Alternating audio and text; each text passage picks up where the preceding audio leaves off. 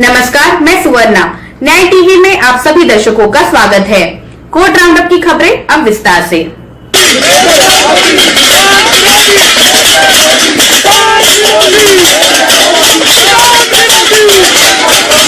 Supreme court ने मंगलवार को केंद्र सरकार से 3 कृषि कानूनों के खिलाफ प्रदर्शन कर रहे किसानों के बीच प्रतिबंधित संगठनों की कथित उपस्थिति पर हलफनामा मांगा है। जब अटॉर्नी जनरल ने प्रस्तुत किया कि खालिस्तानियों ने विरोध प्रदर्शनों में घुसपैठ की है।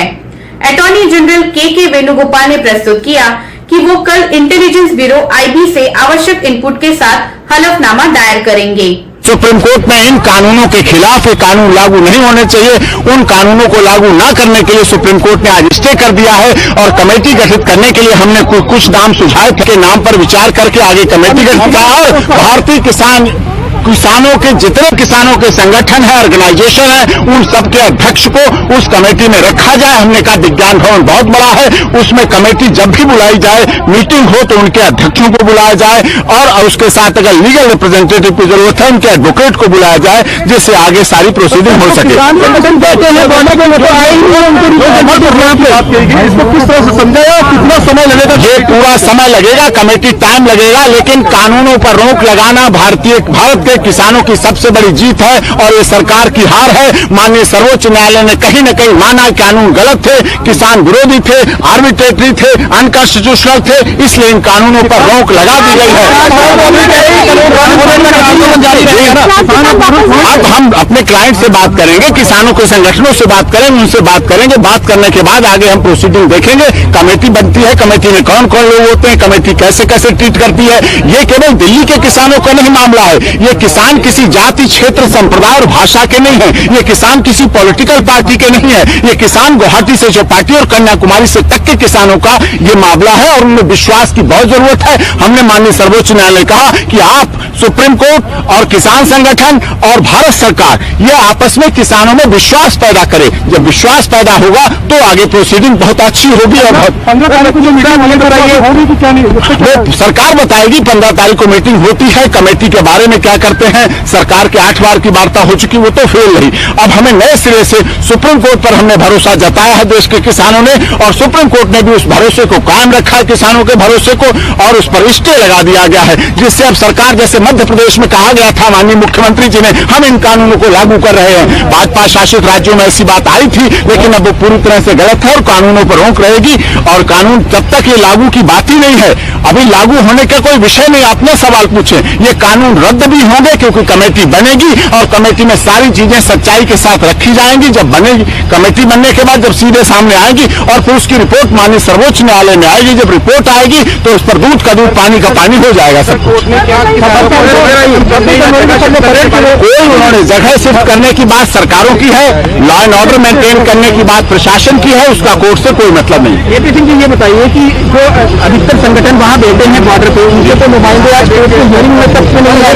उन्होंने अविश्वास जाहिर किया। अविश्वास मैंने यही कहा कि माननीय सर्वोच्च न्यायालय को, देश की सरकार को, सबको किसानों के साथ कॉन्फिडेंस लाना पड़ेगा। ये किसान किसी जाति, धर्म, क्षेत्र, भाषा, संप्रदाय के नहीं है। कुछ लोगों ने इसका आंदोलन को, कुछ ने कहा कि शाहीन बाग जैसा है। मैंने कहा जो ये आंदोलन है, इसको शाहीन बाग से तुलना नहीं कर सकते। ये देश के देशभक्त किसान हैं जिन्होंने अपना सर्वस्व बलिदान किया है। लेकिन वहाँ पे कोर्ट में सरकार के वकील कह रहे हैं कि इसमें खालिस्तानी एलिमेंट से इंटेलिजेंस वो सब झूठ साबित हो गया, झूठ साबित हो गया। इसीलिए तो स्टे दिया है। सुप्रीम कोर्ट से इतिहास में ऐसा कई बार नहीं हुआ है। कभी कभी की बात है कि भारत सरकार के बनाए हुए कानूनों पर माननीय सर्वोच्च न्यायालय ने हमारी याचिकाओं पर रोक लगा दी। कल की बैठक में किसानों ने कहा है कि हम इस कमेटी को नहीं मानेंगे। अभी तो कमेटी डिसाइड नहीं हुई है। कमेटी के नाम आएंगे, फिर हम उसके बात करेंगे, उनके पास जाएंगे, वो हमारी कितने सुनते हैं, कितनी सरकार की सुनते हैं, कितनी कानून की सुनते हैं, कितनी हमारी सुनते हैं, और फिर सुप्रीम कोर्ट में आएगी बात। सुप्रीम कोर्ट भी देखेगी, वॉच करेगी, मॉनिटर करेगी सारा काम। सुप्रीम कोर्ट कहीं जा नहीं रही, हम लोग कहीं जा नहीं रहे, और हमारे इस देश की आप लोग मीडिया कहीं जा नहीं रहे। किसानों के साथ है और किसानों को न्याय दिला के रहेंगे। आप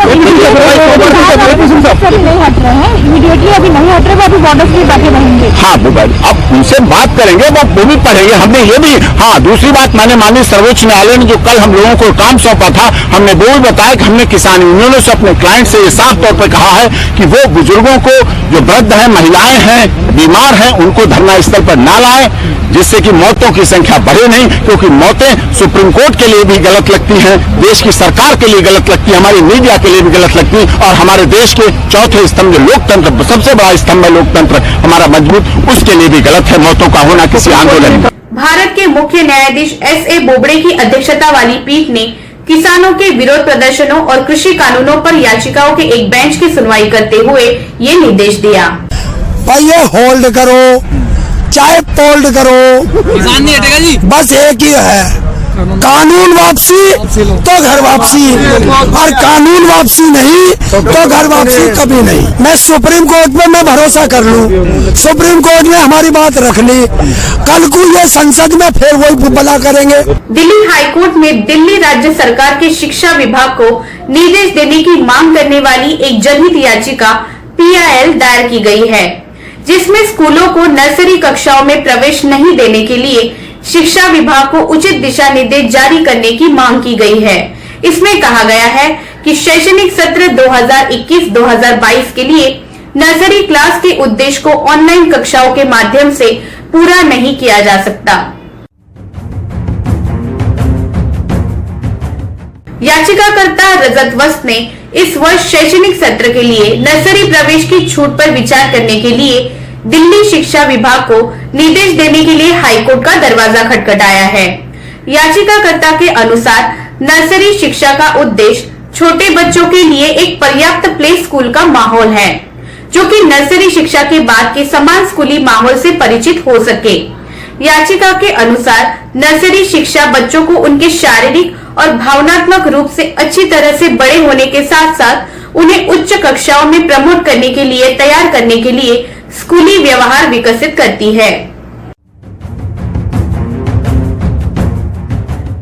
बॉम्बे हाईकोर्ट की नागपुर बेंच ने स्पष्ट किया है कि डिफॉल्ट करने वाले कर्जदार से बकाया ऋण की मांग को आत्महत्या के लिए उकसाने का अपराध नहीं कहा जा सकता है। जस्टिस VM देशपांडे और जस्टिस AS किलोर की एक पीठ ने आयोजित किया है। ऋण की राशि के भुगतान में डिफॉल्ट करने वाले व्यक्ति से रोजगार में ड्यूटी के दौरान बकाया ऋण राशि की मांग को कल्पना में भी किसी भी खंड में सहायता या भड़काने या मृतक को आत्महत्या के लिए उकसाने के इरादे से नहीं कहा जा सकता है। दिल्ली हाईकोर्ट के मुख्य न्यायाधीश DN पटेल और न्यायमूर्ति ज्योति सिंह की खंडपीठ ने बाल विवाह निषेध अधिनियम 2006 की धारा 3(1) को संविधान के अल्ट्रा वायरस घोषित करने के निर्देश संबंधी एक याचिका पर सोमवार को नोटिस जारी किया, क्योंकि ये धारा बाल विवाह को निष्प्रभावी करने योग्य वॉइडेबल बताती है। याचिका में दिल्ली में बाल विवाह को प्रारंभ से ही निष्प्रभावी वॉइड एब इनिशियो को घोषित करने की मांग स्पष्ट रूप से की गई है।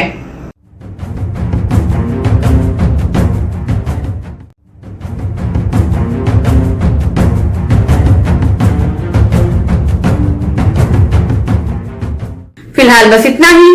अन्य खबरों के लिए जुड़े रहिए न्याय टीवी के साथ। नमस्कार।